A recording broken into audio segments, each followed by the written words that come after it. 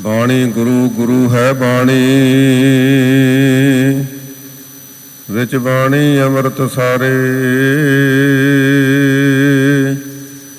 ਗੁਰਬਾਣੀ ਕਹੈ ਸੇਵਕ ਜਨ ਮੰਨੈ, ਪ੍ਰਤੱਖ ਗੁਰੂ ਨਿਸਤਾਰੇ। ਗਿਆਨ ਧਿਆਨ ਕਿਛ ਕਰਮ ਨ ਜਾਣਾ, ਸਾਰ ਨ ਜਾਣਾ ਤੇਰੀ। ਸਭ ਤੇ ਵੱਡਾ ਸਤਿਗੁਰ ਨਾਨਕ, ਜਿਨ ਕਲ ਰਾਖੀ ਮੇਰੀ। ਸਜਣ ਸੱਚਾ ਪਾਤਸ਼ਾਹ, ਸਿਰ ਸ਼ਾਹਾਂ ਦਾ ਸ਼ਾਹ। ਜਿਸ ਪਾਸ ਬੈਠਿਆ ਸੋਹੀਐ, ਸਭਨਾ ਦਾ ਵਿਸਾਹੋ।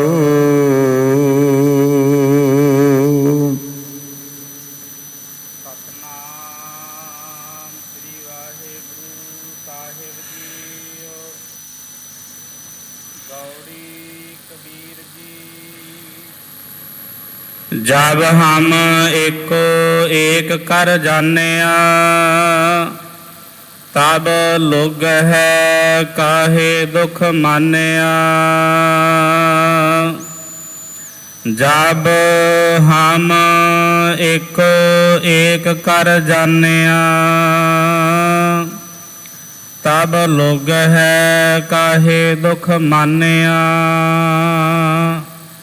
हम अपत है अपनी पत खोई, हमरे खोज पर हो मत कोई। रहाओ हम मंदे मंदे मन माही,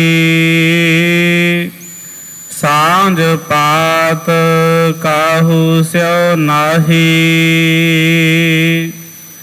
पात अपात ताकि नहीं लाज, तब जानोगे जब उगरे गो पाज। कहो कबीर पात हर परवान, सर्ब त्याग भज केवल राम। कहो कबीर पत हर परवान, सर्ब त्याग भज केवल राम। ਵਾਹਿਗੁਰੂ ਜੀ ਕਾ ਖਾਲਸਾ, ਵਾਹਿਗੁਰੂ ਜੀ ਕੀ ਫਤਿਹ। ਸਤਿਗੁਰੂ ਗਰੀਬ ਨਵਾਜ, ਜਗਤ ਜਲੰਦੇ ਨੂੰ ਤਾਰਨਹਾਰ, ਦਸਾਂ ਪਾਤਸ਼ਾਹੀਆਂ ਦੇ ਆਤਮਿਕ ਸਰੂਪ, ਚਵਰ ਛਤਰ ਤਖਤ ਦੇ ਮਾਲਕ, ਧੰਨ ਗੁਰੂ ਗ੍ਰੰਥ ਸਾਹਿਬ ਸੱਚੇ ਪਾਤਸ਼ਾਹ ਜੀ ਦੀ ਪਾਵਨ ਪਵਿੱਤਰ ਹਜ਼ੂਰੀ ਵਿੱਚ 8ਵੇਂ ਪਾਤਸ਼ਾਹ ਮਾਲਾ ਪ੍ਰੀਤਮ ਸਾਹਿਬ ਸ੍ਰੀ ਸਤਿਗੁਰੂ ਗੁਰੂ ਹਰਕ੍ਰਿਸ਼ਨ ਸਾਹਿਬ ਸੱਚੇ ਪਾਤਸ਼ਾਹ ਜੀ ਦੇ ਪਾਵਨ ਸਥਾਨ ਗੁਰਦੁਆਰਾ ਬੰਗਲਾ ਸਾਹਿਬ ਵਿਖੇ ਦਰਸ਼ਨ ਦੀਦਾਰੇ ਕਰ ਰਹੀਆਂ ਗੁਰੂ ਕੀਆਂ ਸਿੱਖ ਸੰਗਤਾਂ ਬਹੁਤ ਵਡਭਾਗੀ ਹੈ। ਸਤਿਗੁਰੂ ਜੀ ਨੇ ਇਹ ਮਹਾਨ ਸੁਭਾਗ ਬਖਸ਼ਿਆ ਹੈ ਕਿ ਅਸੀਂ ਜਿੱਥੇ ਪਾਵਨ ਸਥਾਨ ਦੀ ਯਾਤਰਾ ਕਰ ਰਹੇ ਹਾਂ, ਉੱਥੇ ਮਹਾਨ ਧੁਰ ਕੀ ਬਾਣੀ ਆਏ, ਤਿਨ ਸਗਲੀ ਚਿੰਤ ਮਿਟਾਈ। ਮਹਾਪਵਿੱਤਰ ਬਾਣੀ ਦੇ ਪ੍ਰਵਾਹ ਚੱਲ ਰਹੇ ਹਨ। ਸ੍ਰੀ ਸੁਖਮਨੀ ਸਾਹਿਬ ਜੀ ਦੇ ਪਾਠ, ਨਿਤਨੇਮ ਉਪਰੰਤ ਆਸਾ ਜੀ ਦੀ ਵਾਰ। ਆਪ ਸੰਗਤਾਂ ਨੂੰ ਰਾਗੀ ਜੱਥੇ ਨੇ ਬਹੁਤ ਪ੍ਰੇਮ ਭਾਵਨਾ ਦੇ ਨਾਲ ਸਰਵਣ ਕਰਵਾਈ ਹੈ। ਬਹੁਤ ਸਾਰੀਆਂ ਸੰਗਤਾਂ ਥਾਂ ਪਰ ਥਾਂ ਸੇਵਾ ਕਰ ਰਹੀਆਂ ਹਨ। ਇਹ ਸਤਿਗੁਰੂ ਦੀ ਬਖਸ਼ਿਸ਼ ਹੋਈ ਹੈ। ਹੁਣ ਕਥਾ ਦਾ ਸਮਾਂ ਆਇਆ ਹੈ। ਆਓ ਪ੍ਰੇਮ ਦੇ ਨਾਲ ਸਤਿਗੁਰੂ ਪਾਤਸ਼ਾਹ ਜੀ ਦਾ ਉਪਦੇਸ਼ ਸਾਂਝਾ ਕਰੀਏ। ਸਤਿਗੁਰੂ ਜੀ ਆਪ ਹੀ ਬਖਸ਼ਿਸ਼ ਕਰਨ, ਕਿਉਂਕਿ ਉਹਦੀ ਮਹਿਮਾ ਤਾਂ ਕੋਈ ਕਰ ਨਹੀਂ ਸਕਦਾ। ਤੇਰੇ ਕਵਣ ਕਵਣ ਗੁਣ ਕਹਿ ਕੇ ਕਾਵਾਂ, ਤੂੰ ਸਾਹਿਬ ਗੁਣੀ ਨਿਧਾਨਾ। ਮਹਾਰਾਜ ਤੁਸੀਂ ਆਪ ਹੀ ਇੰਨੇ ਗੁਣਾਂ ਦੇ ਭੰਡਾਰੇ ਹੋ। ਤੁਹਾਡੇ ਕਿਹੜੇ ਕਿਹੜੇ ਗੁਣ ਦੱਸੇ ਜਾ ਸਕਦੇ ਨੇ, ਕੋਈ ਕਹਿ ਕੇ ਦੱਸ ਨਹੀਂ ਸਕਦਾ। ਸੋ ਜਿਵੇਂ ਗੁਰੂ ਕੇ ਵਜ਼ੀਰ ਸਿੰਘ ਸਾਹਿਬ ਜੀ ਨੇ ਆਪਾਂ ਨੂੰ ਦੱਸਿਆ ਹੈ ਕਿ 15 ਤਰੀਕ ਨੂੰ ਧੰਨ ਗੁਰੂ ਨਾਨਕ ਸਾਹਿਬ ਜੀ ਦਾ ਅਵਤਾਰ ਪੁਰਬ ਆ ਰਿਹਾ ਹੈ। ਸੋ ਸਾਰੇ ਜਗਤ ਦੇ ਵਿੱਚ ਜਗਤ ਗੁਰੂ ਦਾ ਅਵਤਾਰ ਦਿਹਾੜਾ ਮਨਾਇਆ ਜਾਣਾ। ਸੋ ਸੀਮਿਤ ਸਮੇਂ ਦੇ ਵਿੱਚ ਜੋ ਪਾਵਨ ਸਥਾਨ ਦੀ ਪ੍ਰਚਲਿਤ ਮਰਜ਼ਾਦਾ ਹੈ, ਉਨੇ ਕੁ ਸਮੇਂ ਵਿੱਚ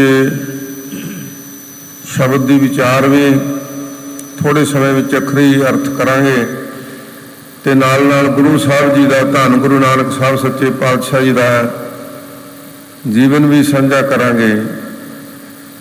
ਸਾਰੀ ਸੰਗਤ ਇੱਕ ਵਾਰੀ ਦਾਸ ਫੇਰ ਫਤਿਹ ਅਰਜ ਕਰੇਗਾ। ਜਿਨ੍ਹਾਂ ਨੇ ਪਹਿਲਾਂ ਫਤਿਹ ਨਹੀਂ ਬੁਲਾਈ ਜਾਂ ਮੂੰਹ ਜਿਹੇ 'ਚ ਹੀ ਬੋਲਿਆ ਨਾ, ਨਹੀਂ ਭਾਈ ਗੱਜ ਕੇ ਫਤਿਹ ਬੁਲਾਇਓ। ਦੇਖੋ ਜਗ ਦੇ ਵਿੱਚ ਸਤਿਗੁਰੂ ਧੰਨ ਗੁਰੂ ਨਾਨਕ ਸਾਹਿਬ ਸੱਚੇ ਪਾਤਸ਼ਾਹ ਜੀ ਦਾ ਅਵਤਾਰ ਹੋਇਆ, ਕਿੰਨੀਆਂ ਖੁਸ਼ੀਆਂ, ਕਿੰਨੇ ਮਲਾਰ ਹੋਏ, ਕਿੰਨੇ ਧਰਤੀ ਦੇ ਭਾਗ ਜਾਗੇ, ਕਿੰਨੇ ਮਨੁੱਖਾਂ ਦਾ ਭਲਾ ਹੋਇਆ, ਕਿਵੇਂ ਅੰਧ ਵਿਸ਼ਵਾਸ ਵਿੱਚੋਂ ਮਹਾਰਾਜ ਨੇ ਕੱਢਿਆ। ਕਿੰਨਾ ਵੱਡਾ ਇਹ ਸਮਾਗਮ ਹੈ। ਇਸ ਲਈ ਸਾਰੀ ਸੰਗਤ ਚੜ੍ਹਦੀ ਕਲਾ ਦੇ ਨਾਲ ਇੱਕ ਵਾਰੀ ਹਾਜ਼ਰੀ ਲਵਾਓ, ਗੱਜ ਕੇ ਆਖੋ ਵਾਹਿਗੁਰੂ ਜੀ ਕਾ ਖਾਲਸਾ, ਵਾਹਿਗੁਰੂ ਜੀ ਕੀ ਫਤਿਹ। ਗਿਆਨ ਧਿਆਨ ਕਿਛ ਕਰਮ ਨਾ ਜਾਣਾ, ਸਾਰ ਨਾ ਜਾਣਾ ਤੇਰੀ, ਸਭ ਤੇ ਵੱਡਾ ਸਤਿਗੁਰ ਨਾਨਕ, ਜਿਨ ਕਲ ਰਾਖੀ ਮੇਰੀ। ਸਾਡੇ ਜੀਵਾਂ ਦੇ ਮਨਾਂ ਦੇ ਵਿੱਚ, ਖਾਸ ਕਰਕੇ ਗੁਰਸਿੱਖਾਂ ਦੇ ਮਨਾਂ ਵਿੱਚ ਇਹ ਅਟੱਲ ਵਿਸ਼ਵਾਸ ਹੋਣਾ ਚਾਹੀਦਾ ਹੈ, ਸ਼ਰਧਾ ਹੋਣਾ ਚਾਹੀਦੀ ਹੈ ਕਿ ਸਾਡਾ ਗੁਰੂ ਸਭ ਤੋਂ ਵੱਡਾ ਹੈ। ਮਹਾਰਾਜ ਨੇ ਜੋ ਬਾਣੀ ਵਿੱਚ ਫਰਮਾਨ ਕੀਤਾ ਨਾ, ਇਹ ਸਾਨੂੰ ਖੁਸ਼ ਕਰਨ ਵਾਸਤੇ ਨਹੀਂ ਕਿ ਅਸੀਂ ਸਿੱਖ ਹਾਂ, ਅਸੀਂ ਆਪਣੇ ਗੁਰੂ ਦੀ ਉਪਮਾ ਕਰਨ ਵਾਸਤੇ ਸ਼ਬਦ ਕਹੇ ਨੇ। ਪਹਿਲੀ ਗੱਲ ਤੇ ਧੰਨ ਗੁਰੂ ਨਾਨਕ ਸਾਹਿਬ ਕੇਵਲ ਸਿੱਖਾਂ ਦੇ ਗੁਰੂ ਨਹੀਂ। ਭਾਈ ਗੁਰਦਾਸ ਜੀ ਨੇ ਇਸ ਚੀਜ਼ ਦਾ ਖੁਲਾਸਾ ਕੀਤਾ ਹੈ ਕਿ ਧੰਨ ਗੁਰੂ ਨਾਨਕ ਸਾਹਿਬ ਜੀ ਨੂੰ ਜਗਤ ਗੁਰੂ ਕਿਹਾ ਹੈ, ਕਿ ਆਪ ਸਾਰੇ ਸੰਸਾਰ ਦੇ ਗੁਰੂ ਹਨ, ਬਲਕਿ ਪਸ਼ੂਆਂ ਦੇ, ਪੰਛੀਆਂ ਨੂੰ ਤਾਰਨਹਾਰੇ ਹਨ। ਇਸ ਕਰਕੇ ਮਹਾਰਾਜ ਸੱਚੇ ਪਾਤਸ਼ਾਹ ਜੀ ਤੇ ਇਹ ਭਰੋਸਾ ਰੱਖਣਾ ਕਿ ਸਤਿਗੁਰੂ ਨਾਨਕ ਸਭ ਤੋਂ ਵੱਡੇ ਨੇ। ਜੇ ਵਿਚਾਰ ਕਰਾਂਗੇ ਤਾਂ ਵੀ ਆਪਾਂ ਨੂੰ ਪਤਾ ਲੱਗ ਜਾਊ ਕਿ ਕਿਵੇਂ ਸਤਿਗੁਰੂ ਨਾਨਕ ਸਭ ਤੋਂ ਵੱਡੇ ਨੇ। ਕਿਉਂਕਿ ਦੁਨੀਆ ਦੇ ਵਿੱਚ ਵੱਡੀਆਂ ਗੱਲਾਂ, ਵੱਡੀਆਂ ਘਟਨਾਵਾਂ ਨੂੰ ਅੰਜਾਮ ਦੇਣਾ, ਵੱਡੀਆਂ ਤਬਦੀਲੀਆਂ ਕਰ ਦੇਣੀਆਂ, ਇਹ ਵੱਡੇ ਪੁਰਸ਼ਾਂ ਦਾ ਕੰਮ ਹੁੰਦਾ ਹੈ। ਪਰ ਸਾਧ ਸੰਗਤ ਪੀਰਾਂ ਪੈਗੰਬਰਾਂ ਅਵਤਾਰਾਂ ਤੋਂ ਚੱਲੀਆਂ ਉਹ ਪਰੰਪਰਾਵਾਂ, ਜਿਨ੍ਹਾਂ ਦੇ ਚਲਦਿਆਂ ਰਾਜ ਕਮਾਉਣ ਵਾਲੇ ਰਾਜੇ ਕਸਾਈ ਬਣ ਗਏ, ਧਰਮੀ ਲੋਕ ਲਾਲਚੀ ਹੋ ਗਏ, ਸਿੱਧ ਜਤੀ ਆਪਣੀ ਪੂਜਾ ਵਿੱਚ ਉਲਝ ਗਏ। ਜਿਹੜੀ ਪ੍ਰਜਾ ਸੀ ਉਹ ਗਿਆਨ ਤੋਂ ਬਿਨਾਂ ਅੰਧਤਾਈ ਦੇ ਵਿੱਚ, ਵਰਨਵੰਡ ਵਿੱਚ ਛਾਈ ਹੋਈ ਸੀ ਅਤੇ ਦੁਨੀਆ ਨੂੰ ਵਰਨਮੰਡ ਦੇ ਵਿੱਚ ਵੰਡਿਆ ਹੋਇਆ ਸੀ। ਇੱਥੋਂ ਤੱਕ ਕਿ 24 ਵਰਨਾਂ ਦੀਆਂ ਬੀਬੀਆਂ ਨੂੰ, ਔਰਤਾਂ ਨੂੰ ਧਰਮ ਦੀ ਇਬਾਦਤ ਕਰਨ ਵਾਸਤੇ ਇਜਾਜ਼ਤ ਹੀ ਨਹੀਂ ਸੀ। ਇਹੋ ਜਿਹੇ ਹਾਲਾਤ ਸੀ। ਪ੍ਰਜਾ ਅੰਧੀ ਗਿਆਨ ਬਿਨ, ਕੂੜਕ ਸਤ ਮੁਖੋ ਲਾਈ, ਰਾਜੇ ਪਾਪ ਕਮਾਵਦੇ, ਉਲਟੀ ਵਾੜ ਖੇਤ ਕੋ ਖਾਈ। ਇਹਨਾਂ ਹਾਲਾਤਾਂ ਵਿੱਚ ਜਦੋਂ ਚਾਰ ਸਪੇਰੇ ਜ਼ੁਲਮ ਹੀ ਜ਼ੁਲਮ ਸੀ, ਅੰਤਾਈ ਦਾ ਜ਼ੋਰ ਸੀ, ਵਹਿਮ ਤੇ ਪਖੰਡ ਵਿੱਚ ਦੁਨੀਆ ਫਸੀ ਹੋਈ ਸੀ, ਉਦੋਂ ਤਮਾਮ ਜੀਵਾਂ ਨੇ ਮਿਲ ਕੇ ਅਰਦਾਸ ਅਕਾਲ ਪੁਰਖ ਦੇ ਸਨਮੁਖ ਕੀਤੀ ਤੇ ਫਿਰ ਇਹਨਾਂ ਤਮਾਮ ਜੀਵਾਂ ਦੀ ਅਰਦਾਸ ਪ੍ਰਵਾਨ ਕਰਕੇ ਸੁਣੀ ਪੁਕਾਰ ਦਤਾਰ ਪ੍ਰਭ ਗੁਰੂ ਨਾਨਕ ਜਗ ਮਾਹੇ ਪਠਾਇਆ। ਫਿਰ ਧੰਨ ਗੁਰੂ ਨਾਨਕ ਸਾਹਿਬ ਸੱਚੇ ਪਾਤਸ਼ਾਹ ਨੂੰ ਸੰਸਾਰ ਵਿੱਚ ਭੇਜਿਆ। ਸਾਧ ਸੰਗਤ ਅਸੀਂ ਪ੍ਰਚਾਰ ਕਰਦੇ ਹਾਂ, ਕਈ ਵਾਰ ਕਹਿੰਦੇ ਹਾਂ ਕਿ ਗੁਰੂ ਨਾਨਕ ਸਾਹਿਬ ਬਹੁਤ ਗਿਆਨਵਾਨ ਸਨ, ਬੜੇ ਪਰਮ ਮਨੁੱਖ ਸਨ। ਆਪਦੇ ਵੱਲੋਂ ਤਾਂ ਅਸੀਂ ਉਪਮਾ ਕਰਦੇ ਹਾਂ, ਪਰ ਇਹ ਸਹਿਜੇ ਹੀ ਅਣਜਾਣ ਪੁਣੇ ਵਿੱਚ ਹੀ ਗੁਰੂ ਕੀ ਉਪਮਾ ਨਹੀਂ, ਇਹ ਨਿੰਦਾ ਹੋ ਜਾਂਦੀ। ਜਦੋਂ ਅਸੀਂ ਭਾਈ ਗੁਰਦਾਸ ਜੀ ਨੂੰ ਪੜ੍ਹਦੇ ਹਾਂ ਨਾ, ਤਾਂ ਉਹ ਕਹਿੰਦੇ ਨੇ ਕਿ ਇੱਕ ਇੱਕ ਰੋਮ ਦੇ ਵਿੱਚ ਕਰੋੜਾਂ ਬ੍ਰਹਮੰਡਾਂ ਸਮਾਏ ਹੋਏ ਹਨ। ਉਸ ਰੂਪ ਨੂੰ ਸੰਸਾਰ ਵਿੱਚ ਗੁਰੂ ਨਾਨਕ ਸਾਹਿਬ ਕਹਿ ਕੇ ਭੇਜਿਆ ਹੈ, ਕੋਈ ਆਮ ਮਨੁੱਖ ਨਹੀਂ। ਇਸ ਕਰਕੇ ਧੰਨ ਗੁਰੂ ਨਾਨਕ ਸਾਹਿਬ ਦੁਨੀਆ ਤੋਂ ਸਭ ਤੋਂ ਵੱਡੇ ਗੁਰੂ, ਸ਼ਕਤੀਸ਼ਾਲੀ ਗੁਰੂ। ਜਦੋਂ ਇਹ ਕਿਹਾ ਜਾਂਦਾ ਸੀ ਕਿ ਆ ਧਰਮ ਦੀ ਇਬਾਦਤ ਕਰਨ ਦਾ ਹੱਕ ਰੱਖਦਾ, ਇਹ ਪੰਡਤ ਹੈ, ਇਹ ਛਤਰੀ ਹੈ, ਇਹ ਸ਼ੂਦਰ ਹੈ, ਸਾਧ ਸੰਗਤ ਉਦੋਂ ਕਿਸੇ ਵੀ ਨੀਵੀਂ ਜਾਤ ਵਾਲੇ ਦੇ ਹੱਕ ਵਿੱਚ ਗੱਲ ਕਰਨੀ ਸੰਭਵ ਨਹੀਂ ਸੀ। ਤਾਂ ਸਤਿਗੁਰੂ ਪਾਤਸ਼ਾਹ ਜੀ ਨੇ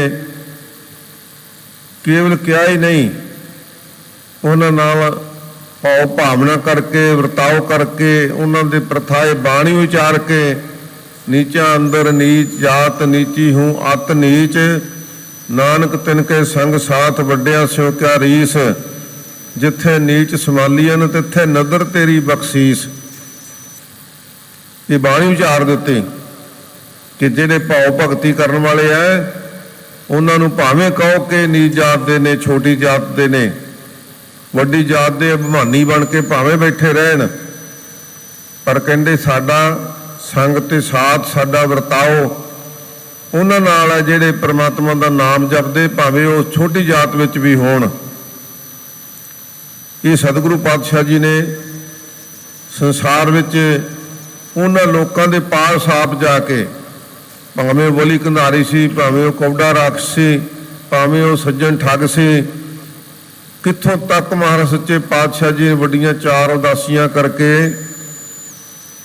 ਇਹ ਸਤਿਗੁਰੂ ਪਾਤਸ਼ਾਹ ਜੀ ਨੇ ਰਹਿਮਤ ਕੀਤੀ ਹੈ, ਉਹਨਾਂ ਨੂੰ ਸੁਧਾਰਿਆ ਤੇ ਨਾਲ ਨਾਲ ਸਾਡੇ ਵਾਸਤੇ ਬਹੁਤ ਵੱਡਾ ਉਪਦੇਸ਼ ਦਿੱਤਾ। ਜਦੋਂ ਅਸੀਂ ਸਤਿਗੁਰੂ ਪਾਤਸ਼ਾਹ ਦਾ ਉਪਦੇਸ਼ ਪੜ੍ਹਦੇ ਹਾਂ ਨਾ, ਸਾਧ ਸੰਗਤ ਦੀ ਜ਼ਿੰਦਗੀ ਦੀਆਂ ਬਹੁਤ ਵੱਡੀਆਂ ਸਿੱਖਿਆਵਾਂ ਸਤਿਗੁਰੂ ਨੇ ਬਹੁਤ ਸੰਖੇਪ ਸ਼ਬਦਾਂ ਦੇ ਵਿੱਚ ਦੇ ਦਿੱਤੀਆਂ। ਕਿਉਂਕਿ ਮਨੁੱਖ ਜਦੋਂ ਕੋਈ ਧਰਮ ਦਾ ਕਰਮ ਕਰਦਾ ਹੈ, ਉਦੋਂ ਵੀ ਸਮਝਦਾ ਵੀ ਮੈਂ ਵੱਡਾ ਹੈ, ਤੇ ਜਦੋਂ ਕੋਈ ਧਰਮ ਦਾ ਕਰਮ ਕਰਨ ਤੋਂ ਬਹਾਨਾ ਬਣਾਉਣਾ ਹੈ, ਉਦੋਂ ਛੋਟੀ ਜਿਹੀ ਗੱਲ ਦਾ ਬਹਾਨਾ ਬਣਾ ਕੇ ਰੋਜ਼ ਦੇ ਨੇਮ ਤੋਂ ਪਾਸੇ ਹੋ ਜਾਣਾ ਹੈ, ਨੇਮ ਹੀ ਛੱਡ ਬੈਠਣਾ ਹੈ, ਫਿਰ ਚਿੰਤਾ ਵਿੱਚ ਗਰਸੇ ਜਾਣਾ ਹੈ। ਸਤਿਗੁਰੂ ਪਾਤਸ਼ਾਹ ਜੀ ਨੇ ਇਹਨਾਂ ਸਾਰੀਆਂ ਗੱਲਾਂ ਦਾ ਸਾਨੂੰ ਉਪਦੇਸ਼ ਬਖਸ਼ਿਸ਼ ਕੀਤਾ ਭਾਈ, ਕਿ ਜੇ ਕੋਈ ਮਤਾ ਸਮਝੇ ਮੈਂ ਕੋਈ ਮਹੀਨਾ 2 ਮਹੀਨੇ ਸਾਲ 2 ਸਾਲ ਪਰਮਾਤਮਾ ਦੀ ਇਬਾਦਤ ਕਰ ਲਈ, ਭਾਵ ਭਗਤੀ ਕਰ ਲਈ, ਤੇ ਮੈਂ ਵੱਡਾ ਬਣ ਗਿਆ। ਇਹਦੇ ਵਿੱਚ ਹੀ ਬ੍ਰਾਹਮਣ ਲੋਕ ਆਪਣੀ ਪੂਜਾ ਕਰਾਉਂਦੇ ਸਨ ਕਿ ਅਸੀਂ ਤੇ ਪੁਜਾਰੀ ਹਾਂ, ਪੂਜਾ ਕਰਦੇ ਹਾਂ। ਮਹਾਰਾਜ ਸੱਚੇ ਪਾਤਸ਼ਾਹ ਜੀ ਕਹਿੰਦੇ ਨਹੀਂ ਭਾਈ, ਜੇ ਕਰੋੜਾਂ ਸਾਲ ਦੀ ਵੀ ਉਮਰ ਹੋ ਜਾਵੇ, ਕਰੋੜਾਂ ਸਾਲ ਬੈਠਾ ਵੀ ਪੂਜਾ ਕਰਦਾ ਰਹੇ, ਫਿਰ ਵੀ ਉਸ ਦੀ ਪੂਜਾ ਨਹੀਂ ਹੋ ਸਕਦੀ, ਪੂਜਾ ਬੰਦਗੀ ਪੂਰੀ ਇਬਾਦਤ ਨਹੀਂ ਕਰ ਸਕਦਾ ਤੂੰ। ਇਸ ਕਰਕੇ ਇਹ ਮਨ ਵਿੱਚ ਹੰਕਾਰ ਨਹੀਂ ਕਰਨਾ, ਤੇ ਦੂਸਰਾ ਮੈਂ ਧਰਮ ਦੀ ਕਿਰਤ ਕਰਦਾ, ਮੈਂ ਧਰਮ ਦੇ ਉੱਪਰੋਂ ਬਹੁਤ ਸਮਾਂ ਵਾਰ ਦਿੰਦਾ ਹੈ, ਧਰਮ ਦੇ ਉੱਪਰੋਂ ਮੈਂ ਧਨ ਦੌਲਤ ਕੁਰਬਾਨ ਕਰ ਦਿੰਦਾ। ਇਸ ਕਰਕੇ ਮੈਂ ਰੱਬ ਨੂੰ ਬਹੁਤ ਪਿਆਰਾ ਹੈ ਅਤੇ ਲੋਕਾਂ ਨਾਲੋਂ ਆਪਣੇ ਆਪ ਨੂੰ ਵੱਖਰਾ ਸਮਝਦਾ ਹੈ ਵੀ ਮੈਂ ਇਹਨਾਂ ਨਾਲੋਂ ਇੱਕ ਵੱਖਰੀ ਪਦਵੀ ਰੱਖਦਾ। ਮਹਾਰਾਜ ਸੱਚੇ ਪਾਤਸ਼ਾਹ ਜੀ ਨੇ ਉੱਥੇ ਵੀ ਸਾਨੂੰ ਉਪਦੇਸ਼ ਦਿੱਤਾ, ਬਲਕਿ ਦਾਸ ਬੇਨਤੀ ਕਰੇਗਾ ਕਿ ਜਦੋਂ ਅਸੀਂ ਧੰਨ ਗੁਰੂ ਨਾਨਕ ਸਾਹਿਬ ਸੱਚੇ ਪਾਤਸ਼ਾਹ ਜੀ ਦੇ ਅਵਤਾਰ ਪੁਰਬ ਦੇ ਸੰਬੰਧ ਵਿੱਚ ਪ੍ਰਭਾਤ ਫੇਰੀਆਂ ਕੱਢਦੇ ਹਾਂ ਜਾਂ ਨਗਰ ਕੀਰਤਨ ਕੱਢਦੇ ਹਾਂ ਤਾਂ ਉੱਥੇ ਸ਼ਬਦ ਪੜ੍ਹੇ ਜਾਂਦੇ ਨੇ। ਬੜੀ ਚੰਗੀ ਗੱਲ ਹੈ, ਸੰਗਤਾਂ ਜੋਟੀਆਂ ਵਿੱਚ ਵਾਹਿਗੁਰੂ ਦਾ ਸਿਮਰਨ ਕਰਦੀਆਂ, ਜਾਪ ਕਰਦੀਆਂ। ਹੋਰ ਵੀ ਚੰਗਾ ਹੋਵੇ ਜੇ ਅਸੀਂ ਧੰਨ ਗੁਰੂ ਨਾਨਕ ਸਾਹਿਬ ਦੀ ਬਾਣੀ ਵਿੱਚੋਂ ਹੀ ਕੋਈ ਚੋਣਵੇਂ ਸ਼ਬਦ ਪੜ੍ਹੀਏ ਅਤੇ ਆਉਂਦੇ ਸਾਲ ਤੋਂ ਪਹਿਲਾਂ ਉਹ ਸਾਨੂੰ ਜ਼ੁਬਾਨੀ ਯਾਦ ਹੋ ਜਾਣ, ਜ਼ੁਬਾਨੀ ਯਾਦ ਕਰੀਏ। ਸਤਿਗੁਰੂ ਪਾਤਸ਼ਾਹ ਜੀ ਦੇ ਬੇਅੰਤ ਬਾਣੀ ਰਚੀ ਹੈ ਅਤੇ ਜਦੋਂ ਅਸੀਂ ਭਾਈ ਗੁਰਦਾਸ ਦੀਆਂ ਵਾਰਾਂ ਹੋਣ ਅਤੇ ਭਾਵੇਂ ਧੰਨ ਗੁਰੂ ਗ੍ਰੰਥ ਸਾਹਿਬ ਜੀ ਦੀ ਬਾਣੀ ਵਿੱਚੋਂ ਸ਼ਬਦ ਹੋਣ ਅਤੇ ਉਹਨਾਂ ਹੀ ਜੋਟੀਆਂ ਦੇ ਵਿੱਚ ਪੜ੍ਹਦੇ ਜਾਈਏ ਅਤੇ ਹੋਰ ਵੀ ਆਨੰਦ ਵੱਧ ਜਾਏਗਾ। ਜਿਵੇਂ ਮਹਾਰਾਜ ਸੱਚੇ ਪਾਤਸ਼ਾਹ ਜੀ ਨੇ ਵੱਡੇ ਉਪਦੇਸ਼ ਦਿੰਦਿਆਂ ਸਾਨੂੰ ਇਹ ਦਰਸਾਇਆ ਨਾ ਕਿ ਭਾਈ ਤੂੰ ਇਸ ਸਤਿਗੁਰੂ ਦੇ ਨਾਲ ਸ਼ਰਧਾ ਰੱਖ ਕੇ, ਪ੍ਰੇਮ ਰੱਖ ਕੇ, ਭਾਵਨਾ ਰੱਖ ਕੇ ਤੂੰ ਇਹ ਜਤਾਉਣ ਦਾ ਯਤਨ ਕਰੇ ਕਿ ਮੈਂ ਬਹੁਤ ਵੱਡਾ ਪਰਉਪਕਾਰੀ ਹਾਂ, ਪ੍ਰੇਮੀ ਹਾਂ। ਇਸ ਭੁਲੇਖੇ ਵਿੱਚ ਨਾ ਰਹੀ, ਬਲਕਿ ਸਤਿਗੁਰੂ ਪਾਤਸ਼ਾਹ ਜੀ ਕਹਿੰਦੇ ਆ ਤੈਨੂੰ ਦੱਸੀਏ, ਜੇ ਤੂੰ ਉਸ ਪਰਮਾਤਮਾ ਦੇ ਨਾਲ ਪ੍ਰੀਤ ਜੋੜਨੀ ਹੈ ਨਾ, ਜੋ ਤੋ ਪ੍ਰੇਮ ਖੇਲਣ ਕਾ ਚਾਓ, ਸਿਰ ਧਰ ਤਲੀ ਗਲੀ ਮੇਰੀ ਆਓ, ਇਤ ਮਾਰਗ ਪੈਰ ਧਰੀਜੈ, ਸਿਰ ਦੀਜੈ ਕਾਨ ਨਾ ਕੀਜੈ। ਕਹਿੰਦੇ ਇਹ ਤਾਂ ਇਹੋ ਜਿਹਾ ਮਾਰਗ ਹੈ, ਇਸ ਮਾਰਗ ਤੇ ਚੱਲਦਿਆਂ ਸੀਸ ਵੀ ਲੱਗ ਜਾਏ, ਸਰੀਰ ਲੱਗ ਜਾਏ, ਸ਼ਹਾਦਤਾਂ ਹੋ ਜਾਣ, ਪੁਰਜਾ ਪੁਰਜਾ ਕਟਵਾਉਣਾ ਪੈ ਜੇ। ਸਿੱਖਾਂ ਦਾ ਇਤਿਹਾਸ ਹੈ ਭਾਈ, ਦੇਗਿਆਂ ਝੁੱਬਲੇ ਪੁਰਜਾ ਪੁਰਜਾ ਕਟਵਾਇਆ। ਮਾਈਆਂ ਬੀਬੀਆਂ ਨੇ ਸਵਾ ਮਣ ਦੇ ਪੀਸੇ, ਉਹ ਵੀ ਉਸ ਸਮੇਂ ਜਦੋਂ ਛੋਟੇ ਛੋਟੇ ਬੱਚਿਆਂ ਦੇ ਟੋਟੇ ਟੋਟੇ ਕਰਕੇ ਪੁੱਤਰਾਂ ਦੇ ਹਾਰ ਗਲਾਂ ਵਿੱਚ ਪਾਏ ਗਏ, ਪੁੱਠੀਆਂ ਖੱਲਾਂ ਲੱਥੀਆਂ, ਕੋਲੂਆਂ 'ਚ ਪੀੜੇ ਗਏ। ਪਰ ਇਹ ਉਪਦੇਸ਼ ਕਿਹਦਾ ਸੀ? ਉਪਦੇਸ਼ ਸੀਗਾ ਜੋ ਤੋ ਪ੍ਰੇਮ ਖੇਲਣ ਕਾ ਚਾਓ, ਸਿਰ ਧਰ ਤਲੀ ਗਲੀ ਮੇਰੀ ਆਓ, ਇਹ ਤਾਂ ਮਾਰਗ ਪੈਰ ਧਰੀਜੈ, ਸਿਰ ਦੀਜੈ ਕਾਨ ਨਾ ਕੀਜੈ। ਕਹਿੰਦੇ ਸਿਰ ਦੇ ਕੇ ਵੀ ਸ਼ੁਕਰ ਕਰਨਾ ਕਿ ਮਹਾਰਾਜ ਇਹ ਤੇਰਾ ਸ਼ੁਕਰ ਹੈ ਕਿ ਤੂੰ ਧਰਮ ਦੇ ਵਿੱਚ ਪਰਪੱਕਤਾ ਬਖਸ਼ ਕੇ ਇਸ ਸਰੀਰ ਨੂੰ, ਇਸ ਸੀਸ ਨੂੰ ਪ੍ਰਵਾਨ ਕਰ ਲਿਆ। ਇਹ ਮਹਾਰਾਜ ਸੱਚੇ ਪਾਤਸ਼ਾਹ ਦੇ ਜੇ ਅਸੀਂ ਸ਼ਬਦ ਪੜ੍ਹਦੇ ਜਾਵਾਂਗੇ ਉਹਨਾਂ ਗਲੀਆਂ ਦੇ ਵਿੱਚ ਦੀ ਜਿੱਥੋਂ ਮਹਾਰਾਜ ਦਾ ਨਗਰ ਕੀਰਤਨ ਜਾਵੇਗਾ, ਜੋ ਤੋ ਪ੍ਰੇਮ ਖੇਲਣ ਕਾ ਚਾਓ।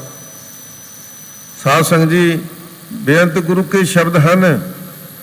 ਮਹਾਰਾਜ ਸੱਚੇ ਪਾਤਸ਼ਾਹ ਜੀ ਕਹਿੰਦੇ ਮਨੁੱਖ ਖਾਣ ਪੀਣ ਪਹਿਨਣ ਦੇ ਵਿੱਚ ਲੱਗਿਆ ਹੋਇਆ ਅਤੇ ਸਾਨੂੰ ਮਹਾਰਾਜ ਨੇ ਆਪ ਬਖਸ਼ਿਸ਼ ਕਰਕੇ ਇਹ ਉਪਦੇਸ਼ ਦੇ ਦਿੱਤਾ,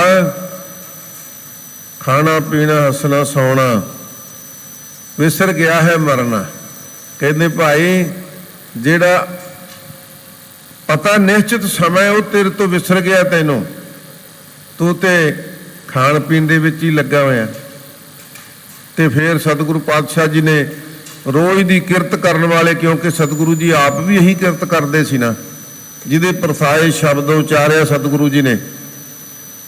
ਤੇ ਨਾਲ ਨਾਲ ਕਹਿੰਦੇ ਭਾਈ ਜਿੱਥੇ ਤੂੰ ਖੇਤੀ ਸਵਾਰਦਾ, ਵਾਹੁਣਾ ਹੈ, ਬੀਜਦਾ ਹੈ, ਸੁਹਾਗਾ ਦਿੰਦਾ ਹੈ, ਪਾਣੀ ਦਿੰਦਾ ਹੈ, ਫਸਲ ਦੀ ਰਾਖੀ ਕਰਦਾ ਹੈ, ਤੇ ਉੱਥੇ ਨਾਲ ਕਿਹਾ ਮਨ ਹਾਲੀ ਕਰਸਾਣੀ ਕਰਨੀ, ਸਰਮ ਪਾਣੀ ਤਨ ਖੇਤ।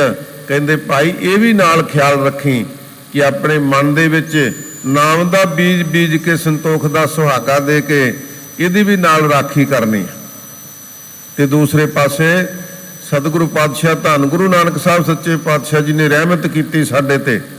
ਕਹਿੰਦੇ ਭਾਈ ਜਿਹੜੇ ਧਰਮੀ ਲੋਕ ਹੈ ਨਾ, ਆਪਣੇ ਆਪ ਨੂੰ ਧਰਮ ਦੇ ਇਬਾਦਤਕਾਰ ਵੀ ਮੰਨਦੇ ਨੇ, ਪਰ ਜੇ ਥੋੜ੍ਹਾ ਜਿਹਾ ਸਰੀਰ ਢਿੱਲਾ ਹੋ ਜਾਵੇ, ਥੋੜ੍ਹਾ ਜਿਹਾ ਕੋਈ ਕੰਮ ਵੱਧ ਜਾਏ, ਕੋਈ ਔਕੜ ਪੈ ਜਾਏ, ਫਿਰ ਉਹ ਨੇਮ ਛੱਡ ਦਿੰਦੇ ਆ। ਉਸ ਨੇਮ ਨੂੰ ਇਹ ਕਹਿ ਕੇ ਵੀ ਜੇ ਰੋਜ਼ ਹੀ ਜਪਜੀ ਸਾਹਿਬ ਪੜ੍ਹਦੇ ਆ, ਰੋਜ਼ ਹੀ 5 ਬਾਣੀਆਂ ਪੜ੍ਹਦੇ ਆ, ਸਾਡੇ ਤੇ ਇਹੀ ਵਿਪਤਾ ਪੈਣੀ ਹੈ, ਫਿਰ ਬਾਣੀ ਪੜ੍ਹਨ ਦਾ ਕੀ ਫਾਇਦਾ ਭਾਈ। ਇਹ ਮਨ ਦੇ ਵਿੱਚ ਸੋਚਦੇ ਆ।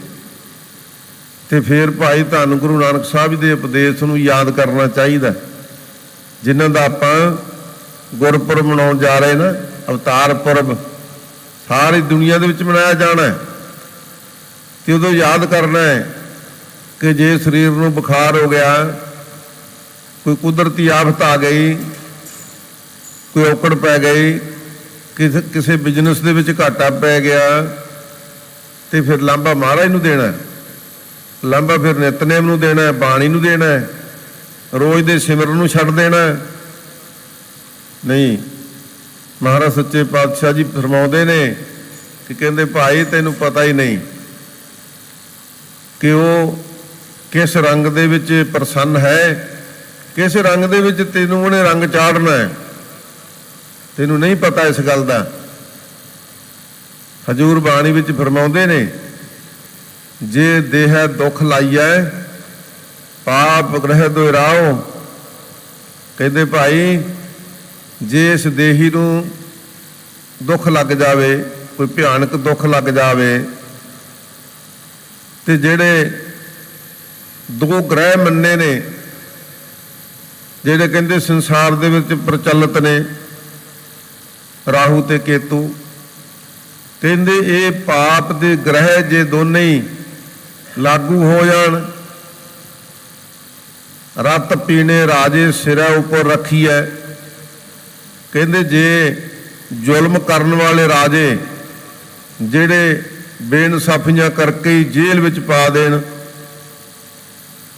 ਸਾਲਾਂ ਬੱਧੀ ਦਹਾਕਿਆਂ ਬੱਧੀ ਜੇਲ੍ਹ ਵਿੱਚ ਹੀ ਡੱਕ ਦੇਣ, ਫਿਰ ਕਹਿੰਦੇ ਨਿੱਤ ਨੇ ਬਾਣੀ ਛੱਡ ਦੇਣੀ ਆ।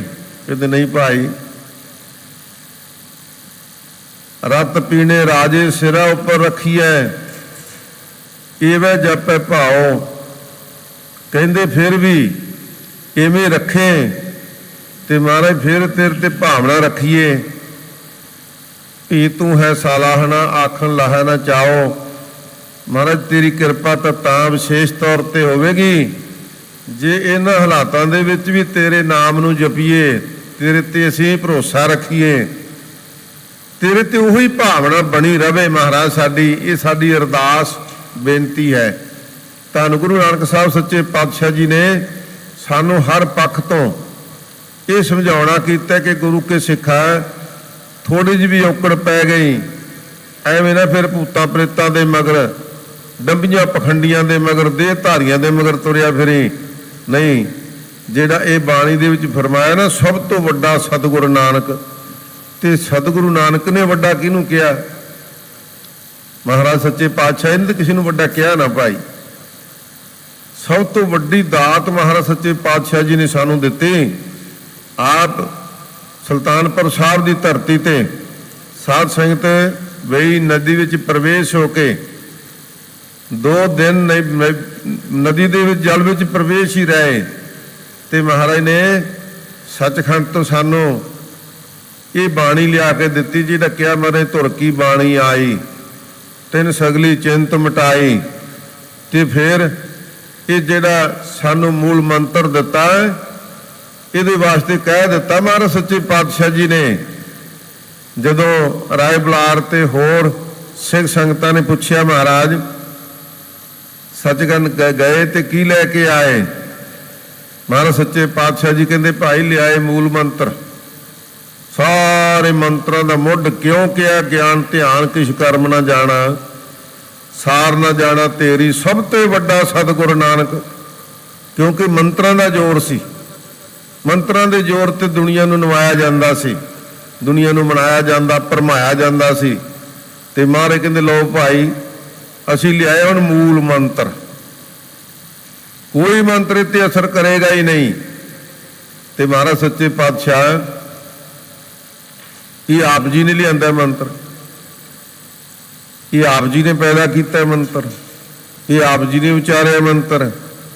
ਮਹਾਰਾਜ ਕਹਿੰਦੇ ਭਾਈ ਅਸੀਂ ਤੇ ਲਿਆ ਕੇ ਸੰਗਤਾਂ ਦੇ ਵਿੱਚ ਇਹਨੂੰ ਪ੍ਰਗਟ ਕਰ ਰਹੇ ਹਾਂ, ਪਰ ਇਹ ਹੈ ਕੀ ਹੈ?